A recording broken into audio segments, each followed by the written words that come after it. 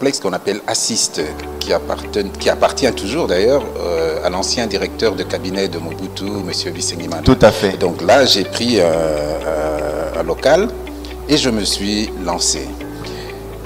Il faut dire que les débuts sont toujours difficiles. Je viens de Mbujimayi, je ne suis pas connu ici à Kinshasa comme dentiste, mais je prends le risque déjà à cette époque-là de m'installer au centre-ville, alors que...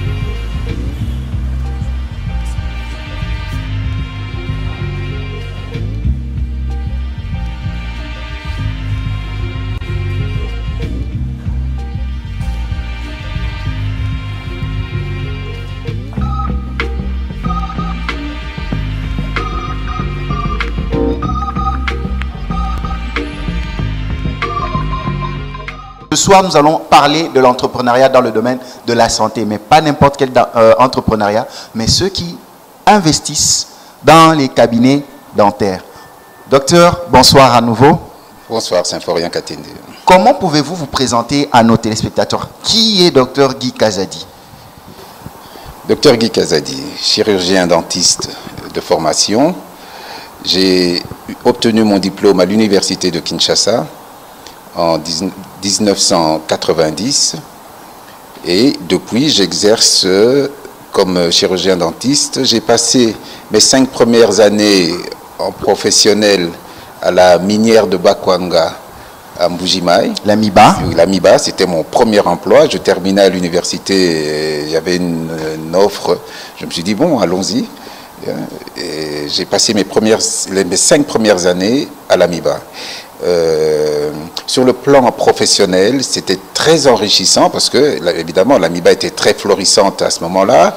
Et donc, matériellement, on pouvait obtenir tout ce qu'on demandait pour travailler dans les meilleures conditions.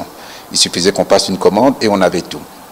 Et sur ce point-là, on était déjà largement au-dessus de beaucoup de cabinets dentaires dans la République, surtout ici à Kinshasa. À l'époque du Zaïre. À l'époque du Zaïre, on avait un laboratoire de prothèses. C'était, je pense, à l'époque, l'unique véritable laboratoire de prothèses que les Belges avaient laissé, les Belges qui avaient construit la MIBA avaient laissé.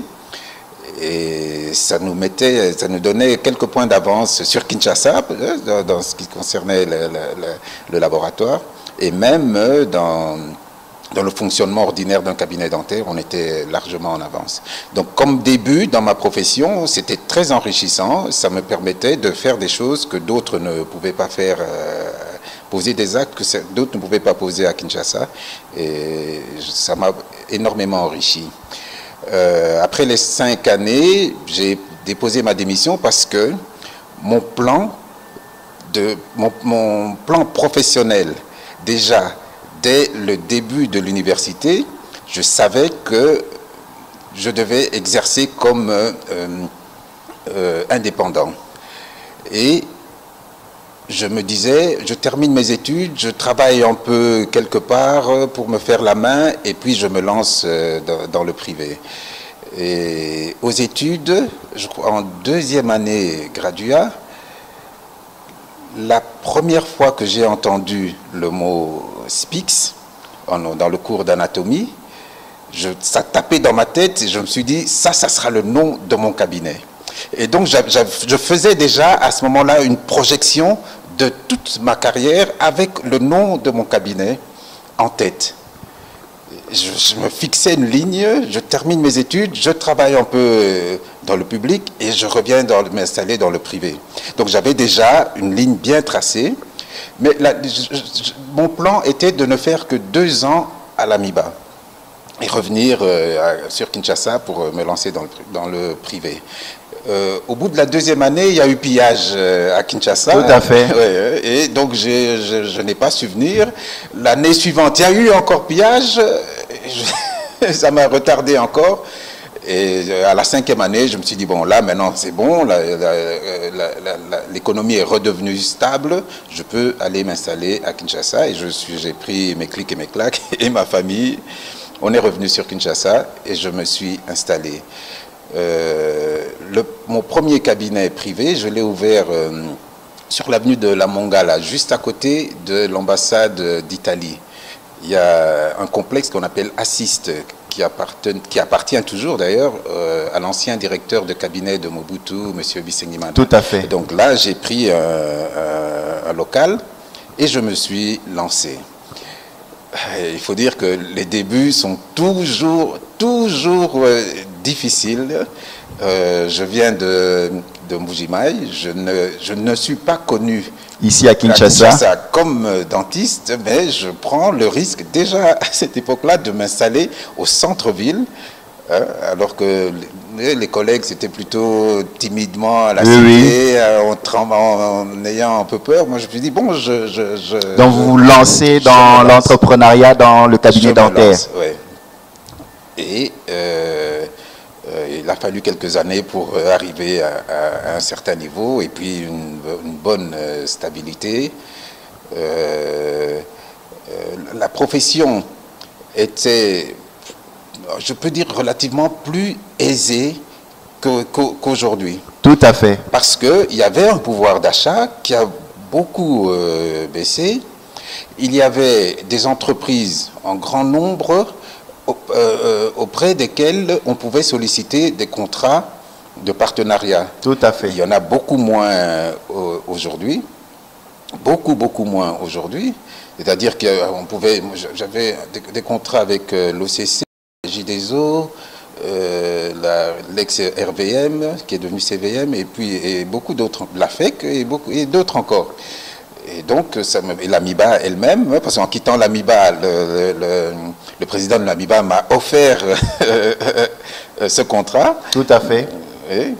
Et donc, j'étais plus ou moins à l'aise avec ça, et sans compter aussi la clientèle privée qui venait petit à petit avec le renom que je me faisais.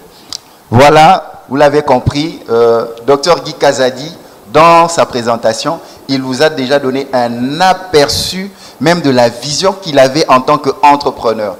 Entreprendre, il faut d'abord avoir un domaine. Il a fait ses études en tant que dentiste, il les a achevées, il a commencé sa première carrière à l'AMIBA, la Mbujimaï, et il s'est lancé. Jeune qu'il était, il avait déjà une vision de son cabinet. Donc là, c'est pour susciter cette vocation aux jeunes qui se disent « nous ne savons pas comment nous y prendre », mais voilà, vous avez une preuve vivante, une expérience capitalisée pendant les années qui est là dans Data Market pour vous donner sa vision entrepreneuriale. Docteur Guy Kazadi, c'est vraiment très enrichissant ce que vous êtes en train de donner. Donc vous étiez déjà convaincu. Un entrepreneur, quel que soit le domaine, il faut avoir une vision claire. Il faut oser, surtout. C'était pas évident de se lancer comme ça, inconnu dans la ville. Il faut oser et prendre les risques. Mon loyer était élevé là, donc vous imaginez bien qu'en commençant, les débuts sont vraiment difficiles. Mais docteur, qu'est-ce qui vous motivait? Parce que vous n'avez rien, vous commencez à néant. La confiance en moi, la confiance en moi. L'expérience que j'ai acquise à la MIBA pendant ces 5 années, je sentais que je me disais, mais je suis pas mauvais, je suis pas mauvais. Quand je voyais les autres autour de moi, je me dis, bon, je suis pas le plus mauvais. Mais comment? Parce que souvent on dit c'est plus les étrangers, les expatriés, mais un Congolais, vous venez du Kasaï, vous venez là, et puis avoir de contrat, ça s'est passé comment? Je suis quinois, suis quinois d'abord. Tout à fait. Je suis quinois, j'ai été à Mujima, c'était la première fois d'ailleurs que je mettais mes pieds à Mujima. Là-bas, j'arrivais aussi sur un territoire qui n'était tout à fait inconnu. J'ai eu beaucoup de mal d'ailleurs à m'adapter là-bas. Parce que dans ma tête, c'était 2 ans et puis je reviens. Donc je ne voulais pas m'accrocher. Tout à fait. Dans ma tête, c'était clair, je revenais sur Kinshasa. Et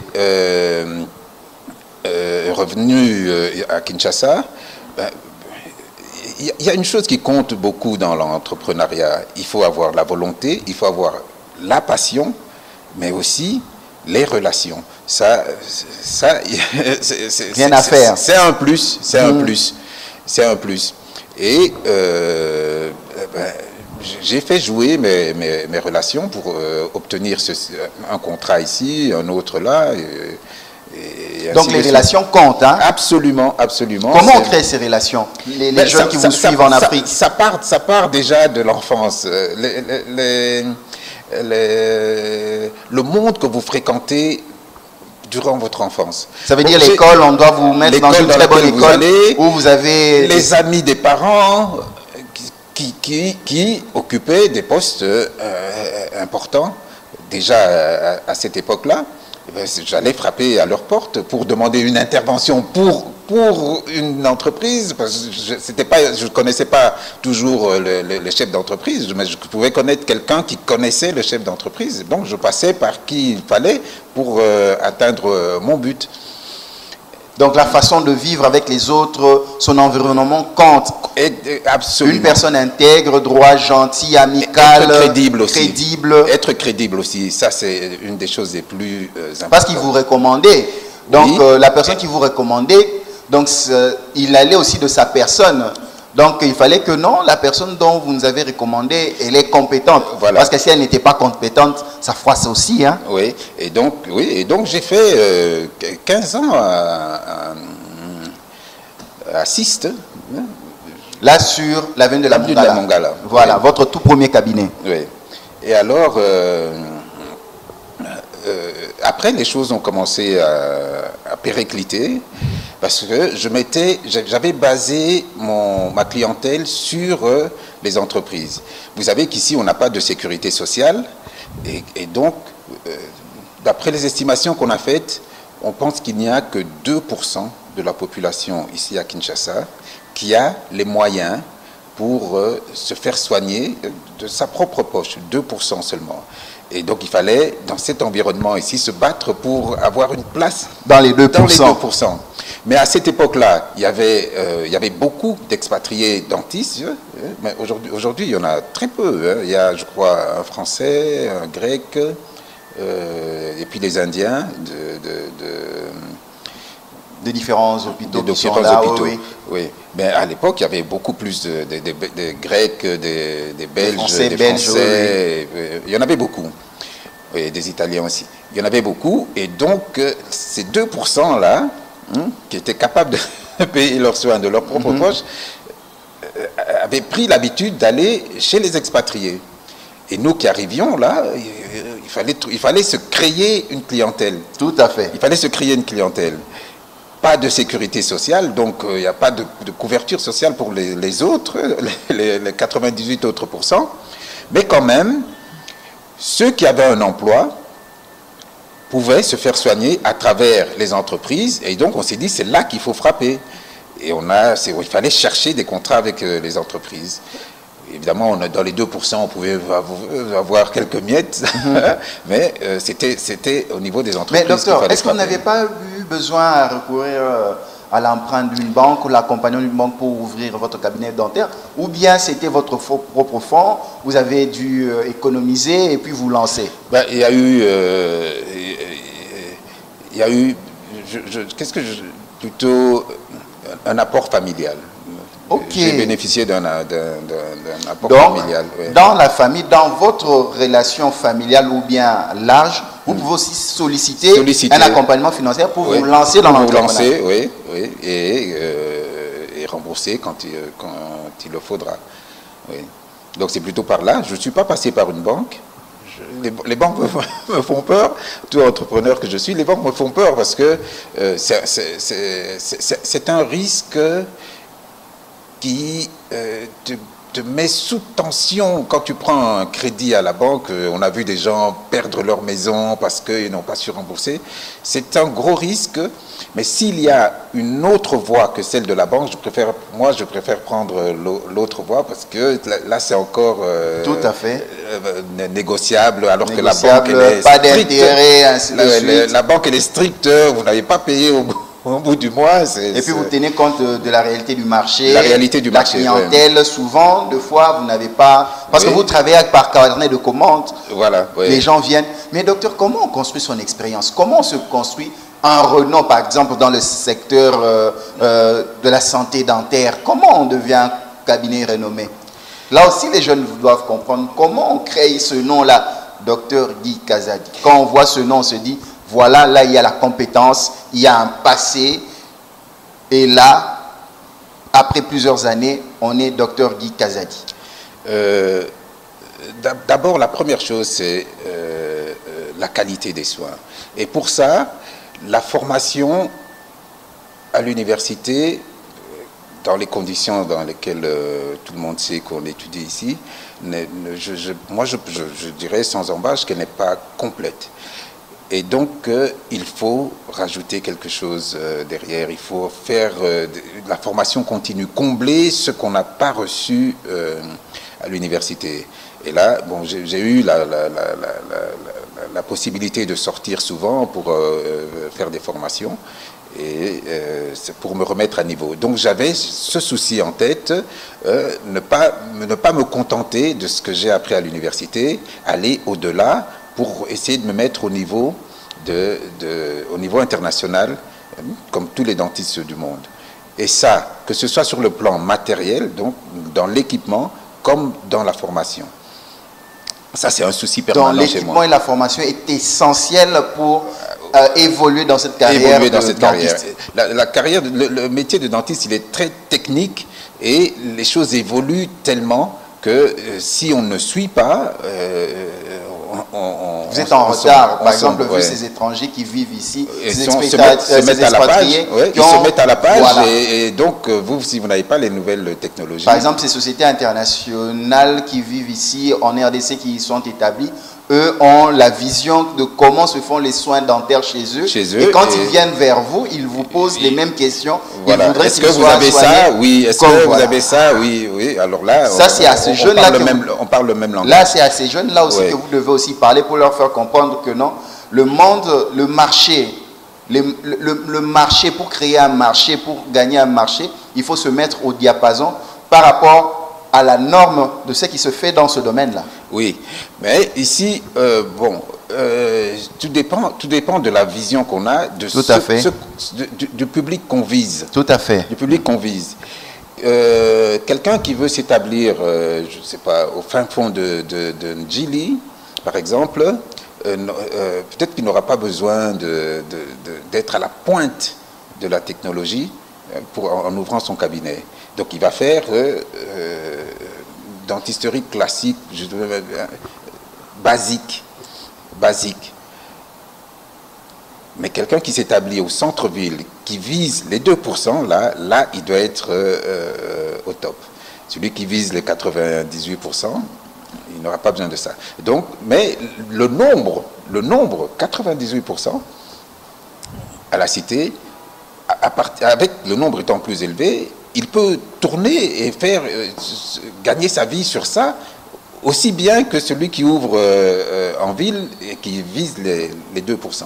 Mais docteur, vous œuvrez dans un domaine où on a vraiment besoin des spécialistes parce que soigner les dents, soigner les maladies bucco-dentaires, ce n'est pas donné à tout le monde. Hein? Oui. Quand je terminais, on était pratiquement à 15-20 par année à obtenir le diplôme. Actuellement, je crois on va au-delà de 100 chirurgiens dentistes par an formés. Mais la difficulté de s'équiper fait que beaucoup chôment. Beaucoup de chirurgiens dentistes aujourd'hui chôment. Et certains même regrettent d'avoir fait dentiste. Pourtant, le ratio entre le nombre de la population et le nombre de chirurgiens dentistes est un des plus bas dans le monde, en Afrique et dans le monde. C'est quelque chose d'incompréhensible. Normalement, avec le nombre de chirurgiens dentistes qu'il y a là, il ne suffit même pas pour couvrir tout l'ensemble de la République. Et donc, mais ici à Kinshasa, il y a des dentistes qui chôment et qui vont jusqu'à regretter d'avoir fait dentiste. Parce qu'ils n'ont pas d'initiative à entreprendre. Je ne peux pas dire pas d'initiative. Hein. Tout le monde veut bien, mais il faut un fonds de départ, il faut un équipement, il faut se louer un local. Et ce n'est pas évident pour tout le monde dans les conditions actuelles. Docteur Guy Kazadi, peut-on dire que le dentiste est souvent appelé à travailler pour lui-même? Oui. Le dentiste, moi je dirais que c'est plutôt une profession libérale. Comment vous pouvez documenter cela?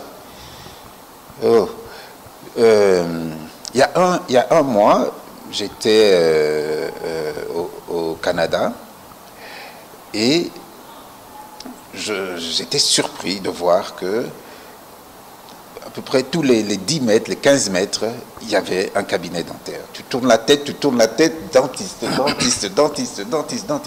Il y en a tellement, partout, dans tout Montréal, à Ottawa, il y en a tellement. Et tous sont en privé. Je crois même que l'État ne prend pas en charge les soins dentaires, n'assure pas les soins dentaires pour la population. Donc les dentistes sont en privé et c'est le patient qui vient et qui paye chez un privé.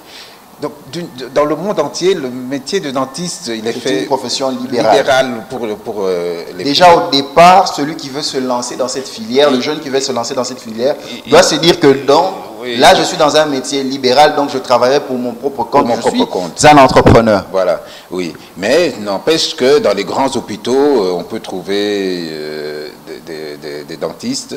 J'étais surpris qu'on m'a dit qu'au Canada, il n'y avait pas de cabinet dentaire dans les grands hôpitaux.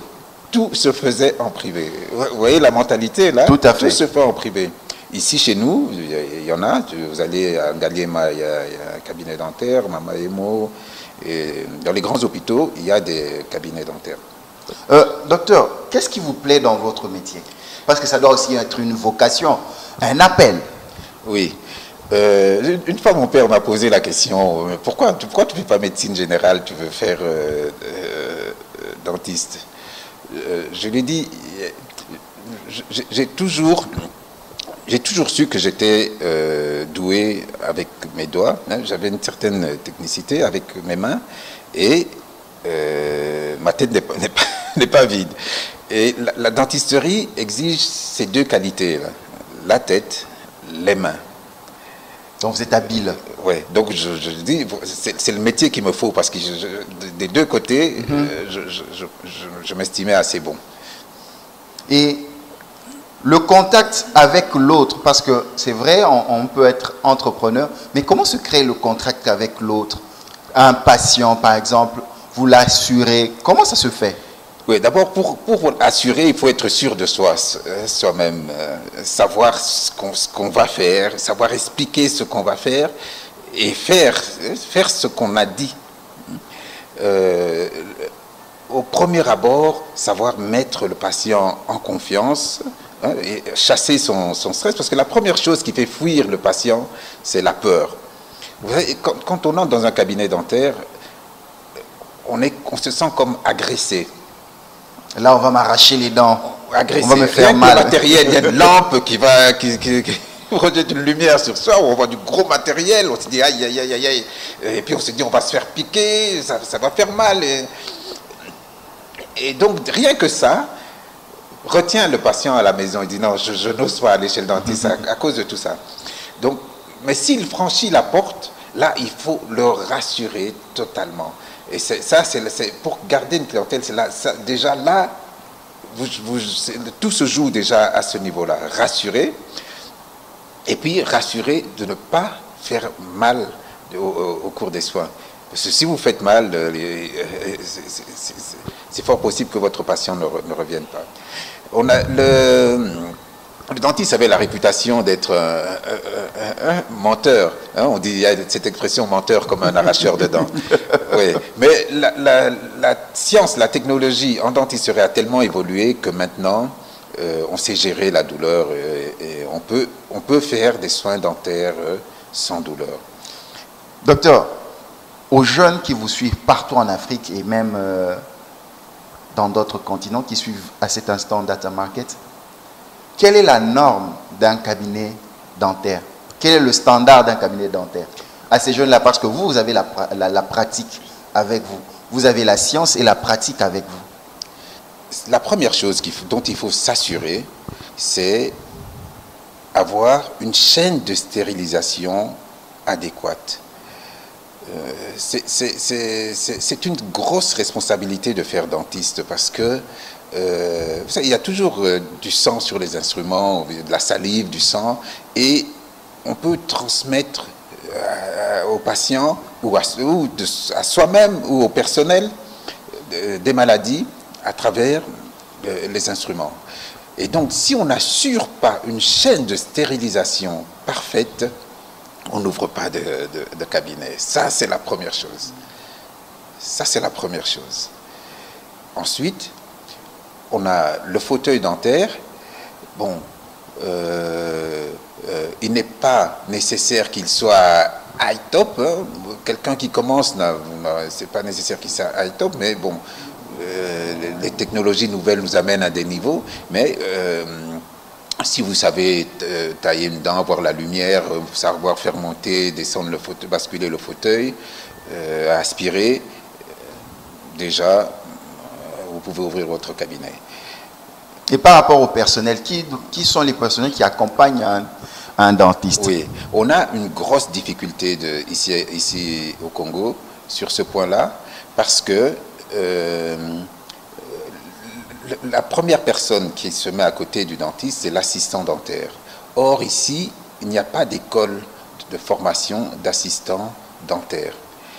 Alors, nous, on prend des infirmiers, des infirmières à deux, et on les forme comme assistants dentaires, mais ils n'ont pas la formation adéquate. C'est nous qui les formons, et chaque chirurgien dentiste forme comme il l'entend. Ça, c'est la première chose. Ailleurs, on forme aussi des hygiénistes dentaires, tous ceux qui s'occupent de l'hygiène dentaire. Ce n'est pas le dentiste qui fait le détartrage, ce n'est pas le dentiste qui fait la première consultation pour voir est-ce que vous avez du tartre, est-ce que vos dents sont propres. C'est l'hygiéniste dentaire qui le fait et qui fait le détartrage. Et quand il découvre une carie ou une autre pathologie, il le réfère alors chez le dentiste. Donc on a l'assistant dentaire, l'hygiéniste dentaire, qui est entre l'assistant et le dentiste. Et puis, je disais, cette équipe doit être formée au minimum de 3 personnes, au maximum ou au minimum. Disons dans les normes, mais les conditions congolaises ici ne le permettent pas. Il n'y a pas d'école de formation d'assistant dentaire, il n'y a pas d'école de formation d'hygiéniste dentaire. Donc, nous formons nos assistants nous-mêmes. Et vous devez aussi avoir quelqu'un à la réception pour recevoir... Oui, le réceptionniste, oui. Maintenant, la réception, elle est informatisée, elle n'est pas informatisée. Si elle ne l'est pas, ben, c'est pas grave. Maintenant, pour aller chercher les marchés, vous présentez vos offres de services. Là, vous devez vous faire accompagner d'un responsable marketing. Comment vous le faites? En général, c'est nous-mêmes qui le faisons, mais si on peut avoir recours à un marketeur, on le fait aussi. On le fait aussi. Oui. Docteur, la perspective pour cette carrière, quels sont les éléments qu'on doit avoir déjà, les potentialités? La confiance en soi, ça c'est la première chose. Le diplôme et une vision de sa carrière. Évidemment, la vie n'est pas toujours ce qu'on espère ou ce que l'on croit. Hein, il y a des hauts et des bas, et puis parfois on change carrément de voie, mais on a une vision au départ. Il y a aussi des barrières qui empêchent, par exemple, d'évoluer dans ce métier. Absolument, surtout pour les jeunes aujourd'hui. Au départ, c'est l'équipement. On fait dentiste, on se dit, j'aurai probablement la chance d'avoir un équipement et me lancer. Mais tu termines et puis tu ne parviens pas à avoir les moyens de t'équiper. Alors là, tu cherches un travail chez quelqu'un qui est déjà équipé. Si ça marche, tant mieux. Sinon, oui, tu peux commencer par là. Et puis si c'est un bon cabinet qui te permet de faire des économies, plus tard, toi-même, tu t'achètes ton propre matériel. Docteur, quelle est la place du mentorat dans l'accompagnement de ces jeunes qui viennent? C'est important? Oui, absolument. Absolument. Déjà, au départ, je disais que la formation n'était pas complète à l'université. Et donc, venir dans le monde professionnel, c'est accepter aussi de compléter sa formation. Donc d'avoir quelqu'un à côté qui va vous guider, vous montrer les techniques nouvelles, celles qu'on n'a pas apprises à l'université, vous mettre à la page. Docteur, quels sont les sacrifices que vous avez consentis pour devenir ce que vous êtes aujourd'hui? Parce que les gens pensent, ah, il est docteur Kazadi, c'est facile, mais il y a un grand sacrifice. Ce n'est pas facile, ce n'est pas du tout facile. Les Américains disent fail, and then you win. Donc tombe, et puis après tu vas réussir. Et ça m'est arrivé. À un moment, j'ai dû fermer mon cabinet parce que plus de clientèle. Ma clientèle, je disais, elle était basée sur les entreprises. Et les entreprises étant fermées, l'Amiba a fermé. À un moment, ça n'allait plus du tout. Et à un moment, j'ai dû fermer. Et j'ai travaillé chez des confrères. Et puis là, j'ai réouvert encore. Et donc, j'ai eu une baisse à un moment donné de la vie.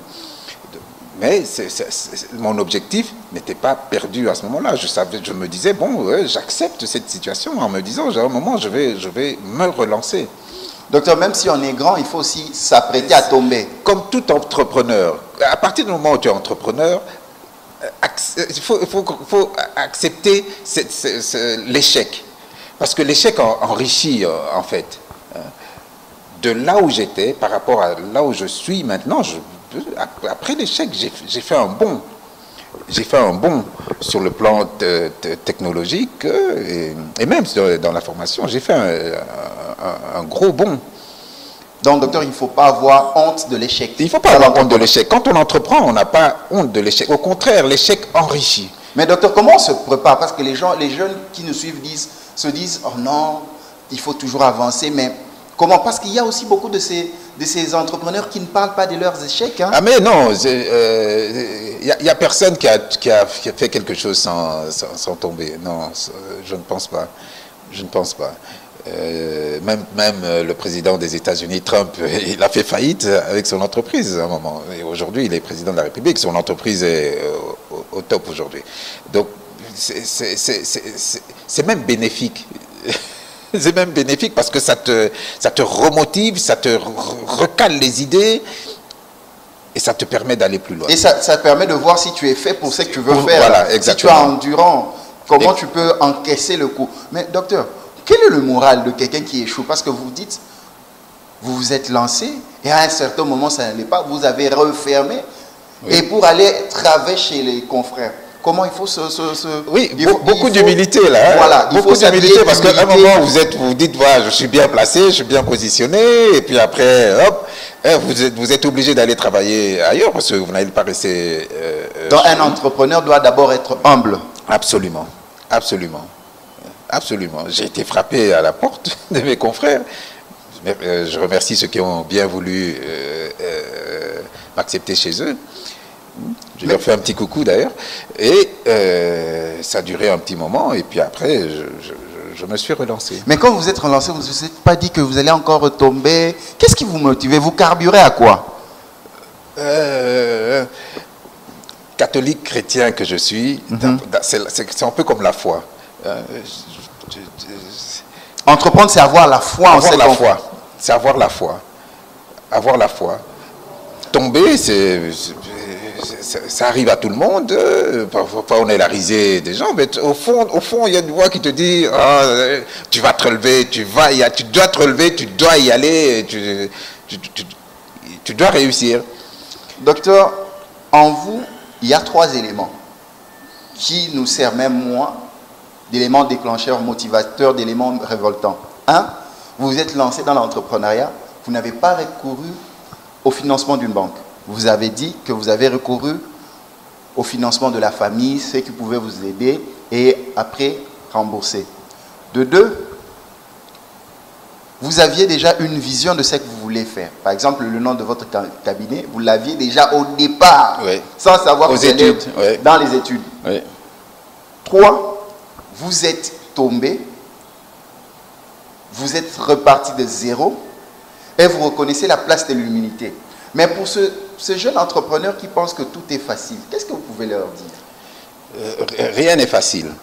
Rien n'est facile et surtout, dans le contexte actuel, commencer, c'est le plus dur. Commencer, c'est le plus dur. Mais dès qu'on tient quelque chose, on a eu la chance d'avoir même un petit matériel pas si sophistiqué que ça. Dès qu'on tient quelque chose, il faut toujours viser plus haut. Toujours viser plus haut. Mieux s'équiper, mieux se former pour faire un renom. Et étudier l'environnement. Étudier l'environnement, ne pas se lancer sans comprendre où on va, qu'est-ce qu'on veut faire. Étudier l'environnement. Je m'installe ici parce que j'ai vu que dans les environs, il n'y avait pas de dentiste. Je veux une clientèle de proximité. Et donc, dans cette clientèle de proximité, il faut que mes tarifs soient à tel niveau pour que la population que je vois puisse accéder à mon cabinet. Donc, faire une espèce d'étude de marché, il faut ne pas se lancer à l'aventure sans bien comprendre ce qu'on veut, où on met les pieds. Ça c'est déterminant aussi. Et quand on a fait toute cette analyse-là, on se lance. Docteur, ce que j'aime dans vos propos, vous redonnez vie, vous redonnez espoir à tous ceux qui ont échoué. Ce qu'il ne faut pas faire lorsqu'on veut être entrepreneur dans un cabinet dentaire, c'est quoi, docteur? Ne pas faire. Oui, oui. Quand on veut devenir entrepreneur, qu'est-ce qu'il ne faut pas faire? D'abord, il faut investir. Il faut investir, mettre les moyens pour être à la hauteur. Ne pas être en manque de produits, de médicaments, les simples. Ouais, chez nous, on fait beaucoup d'anesthésie. Hein? Un patient vient, j'ai pas d'aiguille pour vous piquer. Ça va pas, il s'en va, il va aller ailleurs. J'ai pas d'anesthésique, ou bien il n'y a pas ceci, il n'y a pas cela. Non, il faut toujours avoir un stock, de sorte que dès que le patient arrive, vous pouvez poser tous les actes nécessaires. Donc, s'arranger pour ça. Faire le sacrifice qu'il faut faire, c'est ne pas aller boire une bière, mais avoir son matériel. Ah, donc, docteur, il y a aussi des sacrifices à consentir. Absolument, absolument. Une vie, une ligne de vie à tenir, gérer ses dépenses. Gérer ses dépenses jusqu'à ce qu'on atteigne un niveau où, bon, maintenant, on peut satisfaire. Mais lorsqu'on n'a pas encore atteint cela, là, pas encore. Donc ça veut dire quand vous avez commencé, il y avait des restrictions budgétaires. Absolument, absolument. Qui se répercutaient même dans votre foyer. Même dans le foyer, même dans le foyer. Ça n'a pas été facile. Ah non, pas du tout, pas du tout. Donc un entrepreneur, c'est quelqu'un qui ne joue pas avec l'argent, il ne jette pas de l'argent dans la fenêtre. Vous voyez, je venais de l'Amiba où on est comme des enfants gâtés à l'Amiba. On vous donne tout. On vous donne une maison, on vous donne une voiture, on vous donne le carburant, on vous donne la nourriture. C'est une vie plus ou moins facile. Je dis, je quitte là, je me mets dans le privé. Et en quittant, je dis à ma famille, on va passer des moments difficiles. très difficiles. Donc tu les prépares déjà. Avant même de quitter, je leur dis, on va passer des moments difficiles parce qu'on commence une nouvelle vie et les débuts sont pas faciles. On se lance dedans, évidemment, comme ils étaient préparés, c'était plus facile, quoi qu'il y a toujours des râles, mais ils étaient préparés au moins. Et donc il y avait beaucoup de restrictions dans les dépenses jusqu'à ce qu'on atteigne un certain niveau qui nous permettait d'avoir une vie plus aisée. Docteur Kazadi, c'est combien d'années d'expérience? J'ai terminé en 90, fin 90. Mon premier emploi à l'AMIBA, c'était juillet 91. Juillet 91. Et donc, de juillet 91 à aujourd'hui. Docteur Kazadi, juillet 91, vous commencez, vous débutez à l'AMIBA. Docteur, voici l'instant où vous allez partager votre expérience avec ces jeunes. Tout ce qui vous vient à cœur, vous leur partagez à ces jeunes qui vous suivent partout en Afrique, en Europe, en Asie, en Australie, tous ceux dont nous partageons la langue française. Vous allez leur dire de votre expérience. Ça sera un peu votre transmission de votre expérience dans votre domaine. Docteur Guy Kazadi, qu'est-ce que vous pouvez dire à ces jeunes qui vous suivent maintenant? Les difficultés sont énormes aujourd'hui. C'est beaucoup plus difficile aujourd'hui qu'il y a 20 ans de s'installer et de se faire une clientèle. Mais ce n'est pas pour autant qu'il faut se décourager et abandonner la profession. Pourquoi? S'il faut quitter Kinshasa parce que le marché semble fermé, aller à l'intérieur, il ne faut pas hésiter. Il ne faut pas hésiter. Un chiffre, nous avons 26 provinces ici au Congo. Des 26 provinces, il n'y en a que moins de 10 ou moins, qui sont équipés en cabinet dentaire. Donc les 16 autres n'ont pas de cabinet dentaire. Vous voyez que c'est un gros marché à l'intérieur du pays qui attend ceux qui chôment ici. Et donc, rien qu'avec ce chiffre, ils peuvent intéresser ceux qui ont des moyens et qui ne savent pas quoi en faire pour demander d'investir dans ce domaine à l'intérieur du pays. Il y a beaucoup de gens ici qui ne savent pas quoi faire de leur argent. Il faut solliciter, il faut bouger. C'est ça l'entrepreneuriat. Tu as une idée, tu n'as pas les moyens, et tu cherches.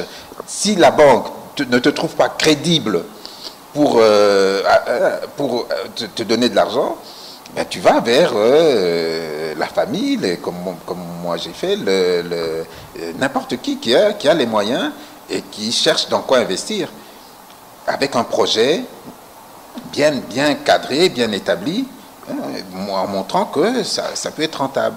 Je dis bien 10 provinces seulement sont équipées en cabinet dentaire. Et quand je dis 10 sont équipés, il y en a qui ont un seul cabinet dentaire, un ou deux. Donc pour toute une province, vous voyez que c'est tout à fait ridicule. Quand on voit aux États-Unis, au Canada, tous les 10 mètres, un dentiste, il y a de l'espace. Il y a de l'espace pour le dentiste, mais il faut se réfléchir, savoir comment se jeter là-dedans, par où, et chacun peut trouver. Docteur, une petite dernière question avant de mettre un terme à ce numéro. La place de la formation continue, remise à niveau, elle est importante? Elle est importante. Elle est importante, comme dans toute la médecine. Les données se renouvellent. Ce qu'on croyait juste à un moment donné de la vie s'avère faux, et puis il faut se mettre à jour absolument. Les technologies changent. Quand je terminais, l'informatique commençait à entrer dans les maisons, dans les bureaux, à peine. Mais aujourd'hui, en médecine, tout est informatisé. La radiologie, elle est informatisée aujourd'hui. Bon, un dentiste qui commence ici au Congo, ce sera difficile de s'équiper avec une radiologie numérique. Mais il doit savoir qu'à un moment donné de sa carrière, il devra arriver à ce stade-là. Donc il fait un plan en se disant, bon, je commence avec juste assez, le minimum, là c'est pas bon, vous devez savoir. Voilà, docteur, c'est déjà à la fin de notre échange si riche. Un dernier mot pour mettre un terme à ce grand rendez-vous de Data Market. Je pense que ça ne sera pas la dernière fois avec Dr Guy Kazadi. Voilà, ce que je peux dire aux jeunes chirurgiens dentistes qui sortent de l'université, c'est que notre profession est une profession en devenir et qu'il nous appartient à nous de l'élever au niveau où elle doit se situer. Jusque-là, l'État est défaillant par rapport à nos attentes, par rapport à nos besoins, mais nous-mêmes, chirurgiens dentistes, nous pouvons élever notre profession. Ce dont nous souffrons le plus, c'est le manque d'information vis-à-vis de la population. Nous ne faisons pas assez de bruit, nous n'expliquons pas assez à la population qu'il est absolument nécessaire de voir un dentiste. Normalement, nous devrions descendre dans les écoles, déjà très bas au niveau scolaire, et même chez les adultes, pour que ce soit un réflexe d'aller chez le dentiste, comme on voit partout au monde. Il n'y a personne qui vit sans avoir le moindre problème dentaire. Mais c'est l'accessibilité qui pose problème. À nous de nous rendre accessibles, de nous faire connaître, l'utilité du dentiste, et à partir de là, les cabinets dentaires seront remplis. La clientèle viendra. On a l'impression aujourd'hui que avoir une clientèle, il faut être extrêmement chanceux. Je dis non, il n'y a pas de miracle, il n'y a pas de... Non, c'est le travail. Le travail dans tous les sens. Là où on est, on travaille bien, mais aussi on attire la population vers les cabinets en faisant des annonces, de la publicité, c'est pas de la publicité, comment on peut appeler ça, des promotions. Promotion, oui. Oui, hein, sur la nécessité de venir au cabinet dentaire. Alors, c'est à partir de ce moment-là que le chirurgien dentiste prendra toute sa place, comme le chirurgien dentiste en Belgique, en France, au Canada, aux États-Unis. C'est à ce moment-là seulement qu'il prendra toute sa place. Donc, hein, il faut, quand on termine ses études, aller avec cette mentalité-là. Comment je vais apporter ma pierre pour qu'un grand nombre de la population prenne conscience qu'il faut venir chez le dentiste. Donc là où on est, il faut diffuser cette pensée, comme je suis en train de le faire maintenant, parce que les Congolais qui vont m'écouter vont se dire, ah, tiens, il faut aller chez le dentiste, il faut aller chez... Docteur Guy Kazadi, nous vous remercions. Merci de nous avoir reçus et merci d'être passé ici dans le magazine Data Market. Merci, c'est Symphorien. Merci à la grande équipe de Data Market. Merci à tous nos téléspectateurs qui nous ont suivis partout dans le monde. Et je fais un grand dédicace à Lauriane Baibilonda depuis les États-Unis à Dallas. Ciao, à la prochaine.